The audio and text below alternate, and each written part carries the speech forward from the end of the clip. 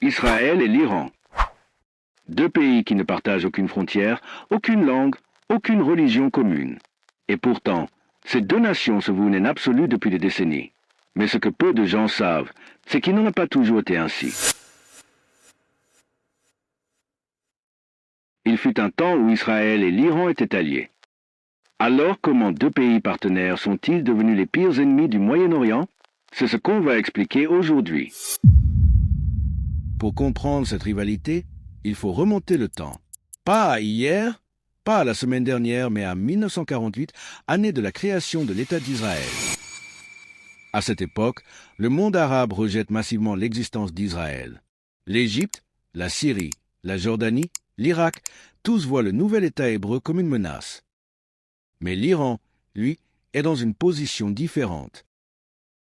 L'Iran n'est pas un pays arabe. C'est un pays perse, avec sa propre histoire, sa propre culture, ses propres intérêts. Et à cette époque, l'Iran est dirigé par le Shah Mohammad Reza Pahlavi, un homme pro-occidental, moderniste et pragmatique.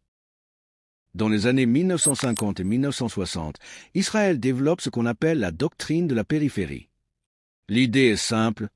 Puisque les voisins immédiats d'Israël sont hostiles, il faut construire des alliances avec les pays plus éloignés. L'Iran du Shah devient alors un partenaire stratégique majeur. Les deux pays échangent du pétrole contre de la technologie militaire. Les services de renseignement israéliens, le Mossad, entraînent les agents de la SAVAK, la police secrète iranienne. Des milliers de techniciens israéliens travaillent en Iran. Et l'Iran est l'un des premiers pays de la région à importer massivement du pétrole vers Israël. Une alliance discrète, jamais officiellement reconnue, mais bien réelle. Puis, arrive 1979. Et avec elle, la révolution islamique. Le Shah est renversé. L'ayatollah Khomeini prend le pouvoir. Et en quelques semaines, tout change. Khomeini n'est pas seulement anti-américain, il est profondément anti-israélien. L'une de ses premières décisions est de couper toutes les relations diplomatiques avec Israël. L'ambassade israélienne à Téhéran est remise à l'OLP, l'Organisation de libération de la Palestine.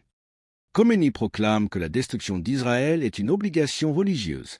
Israël, qu'il appelle le petit Satan, les États-Unis étant le grand Satan, n'a selon lui aucun droit d'exister. Le régime islamique construit son identité sur plusieurs piliers. La résistance à l'Occident, la défense des musulmans opprimés partout dans le monde, et la cause palestinienne devient le symbole central de cette idéologie. Soutenir les Palestiniens contre Israël, c'est pour Téhéran une façon de légitimer son leadership dans le monde musulman.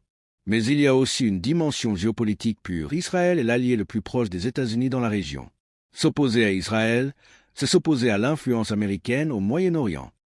Dans les années 1980, quelque chose d'inattendu se produit. L'Irak de Saddam Hussein attaque l'Iran.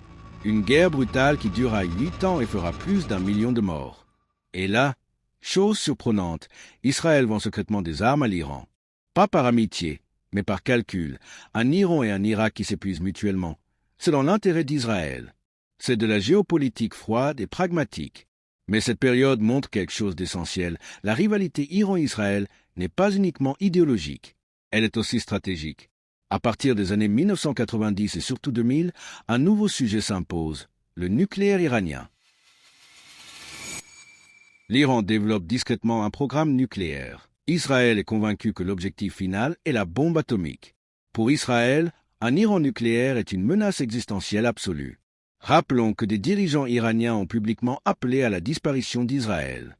Israël riposte par tous les moyens disponibles, cyberattaques, assassinats de scientifiques nucléaires iraniens, pression diplomatique. En 2010, le virus informatique Stuxnet, attribué à Israël et aux États-Unis, détruit des centrifuges iraniennes et retarde le programme nucléaire de plusieurs années. Parallèlement, l'Iran construit ce que ses adversaires appellent l'axe de la résistance ou le croissant chiite. Téhéran finance, arme et entraîne le Hezbollah au Liban, une organisation qui pointe ses dizaines de milliers de missiles vers Israël depuis le nord. Il soutient le Hamas à Gaza au sud. Il arme les Houthis au Yémen. L'objectif stratégique est clair, encercler Israël avec des alliés et des mandataires capables de le frapper depuis plusieurs fronts simultanément. Pour Israël, c'est une menace directe et quotidienne à son existence. Israël ne reste pas passif. Ces dernières années, l'armée israélienne a mené des centaines de frappes en Syrie pour détruire des convois d'armes iraniens destinés au Hezbollah. Le Mossad a éliminé des généraux iraniens des gardiens de la révolution. Et en 2024, pour la première fois de l'histoire, Israël et l'Iran s'affrontent directement. Des missiles iraniens tirés vers Israël, des missiles israéliens tirés vers l'Iran. Une escalade sans précédent qui marque la fin d'une guerre de l'ombre et le début d'une confrontation assumée. Alors voilà la réalité de cette rivalité. Ce n'est pas simplement une guerre de religion. Ce n'est pas simplement une guerre idéologique. C'est une compétition pour la domination du Moyen-Orient. D'un côté, Israël soutenu par les États-Unis qui veut maintenir son avantage militaire absolu dans la région et empêcher à tout prix l'Iran de se doter de l'arme nucléaire. De l'autre, l'Iran qui utilise la cause palestinienne comme levier idéologique et qui cherche à étendre son influence du Liban à l'Irak en passant par la Syrie et le Yémen. Deux visions du Moyen-Orient totalement incompatibles. Et entre les deux, des millions de civils qui paient le prix de cette rivalité. En quelques décennies, Israël et l'Iran sont donc passés d'alliés discrets à ennemis mortels. Une transformation radicale qui a redessiné l'ensemble de la géopolitique du Moyen-Orient. Et à l'heure où les deux pays s'affrontent désormais directement, une question se pose, jusqu'où cette escalade peut-elle aller? Le conflit entre Israël et l'Iran est loin d'être terminé. La situation évolue chaque jour. Si tu veux continuer à comprendre ce qui se passe vraiment, abonne-toi à la chaîne et active la cloche. C'est gratuit et ça peut tout changer dans ta façon de lire l'actualité.